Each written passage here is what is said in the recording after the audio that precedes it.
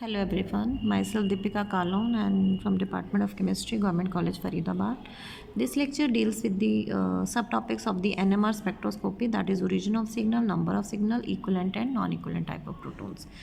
Now in origin of signal, how the signal is originated, we have discussed in our earlier videos, but let's briefly discuss it again, that how the signal is originated in a NMR spectrum. So we take the sample, we put that sample in the NMR tube and we dissolve the compound, this compound which we have to be determine the NMR spectrum in a suitable solvent. Normally we take CdCl3 or the Nuzol. Then we place the tube in the atmosphere of a constant magnetic field strength, and after that we pass the radiation of changing frequency, and at some point of the frequency our hydrogen present in the compound nuclei, hydrogen nuclei, they absorb that frequency and show a peak is observed. So if we have same type of proton which are present in similar chemical environment, they will absorb same amount of the energy to show the resonance.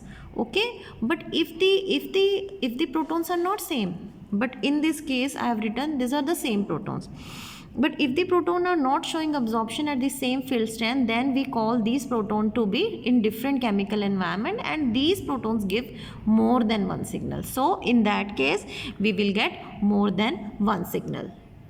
Let's discuss about the equivalent and non-equivalent type of the protons, that what are equivalent type of protons and what are non-equivalent type of protons.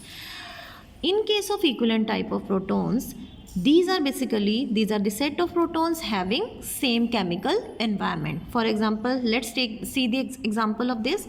Now here two methyl groups are present at this carbon and two bromine atoms are attached to this second carbon. So the protons of this methyl and protons of this methyl, they are in the same chemical environment. This is also attached with the carbon having two brom, this is also attached with the carbon having bromine. So these we called it as a equivalent type of protons. What are non-equivalent type of protons? Non-equivalent type of protons are the protons having different chemical environment. For example, let's take the example of this molecule. In this case, we have one chlorine attached to the second carbon and one hydrogen is attached, and we have the methyl group here and here. Now these hydrogen and these methyl group, when we concentrate on these methyl group, these are A type. These are A type, a single one type of methyl. All the protons are in similar environment. This with the hydrogen, here is chlorine.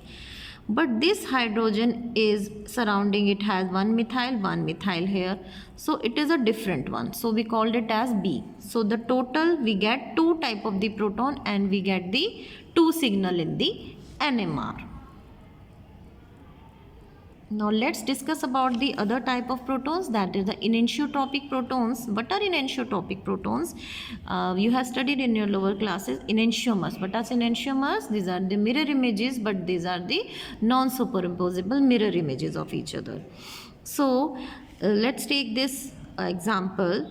We have this X and methyl group here, hydrogen is here and Z is another atom. They may be halogen here and Z is other.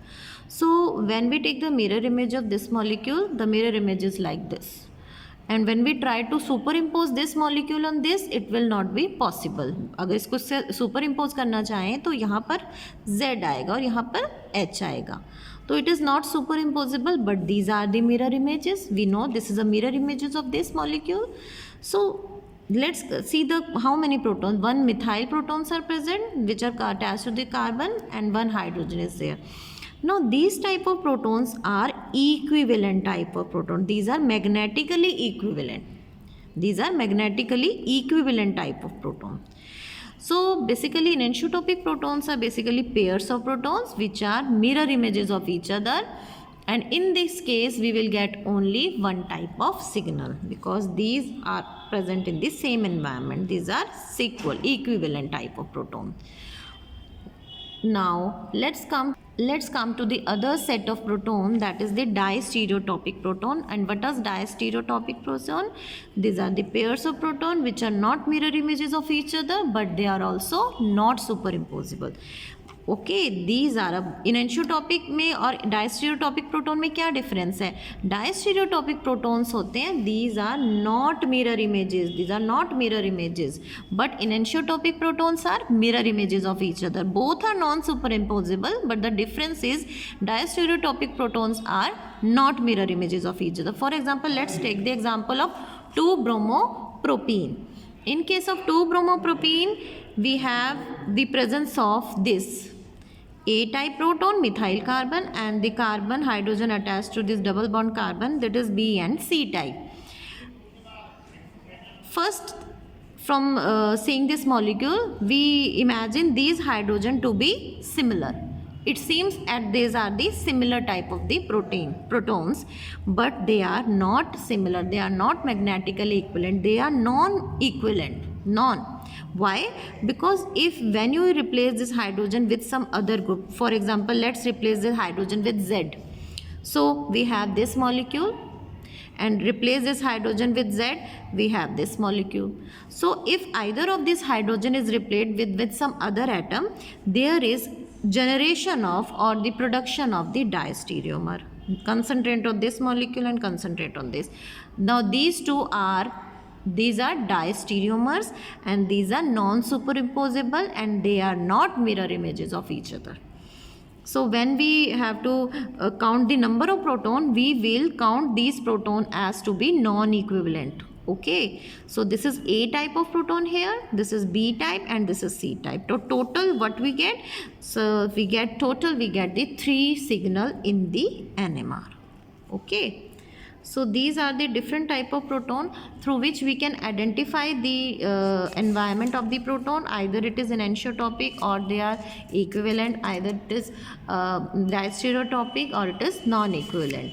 Now let's discuss some of the question depending on this type of protons and number of signals generated by them.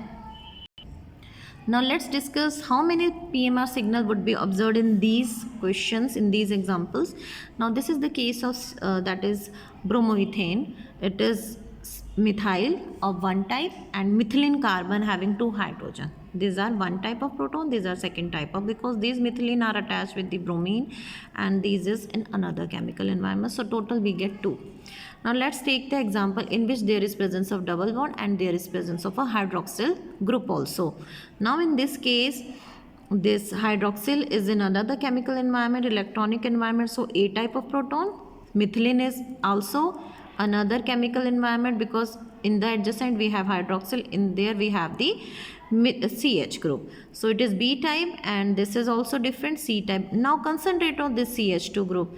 Now these 2 hydrogen seems to be same. ये same ही first time देखने में तो लगता है कि these are same equivalent type of proton, but these are also non-equivalent type, because when we replace one of the hydrogen with some other group, there is generation of the diastereotopic protons. So these are different. So total we have the 5 signal. In case of that is epoxyethane, these are same, we get 1 signal.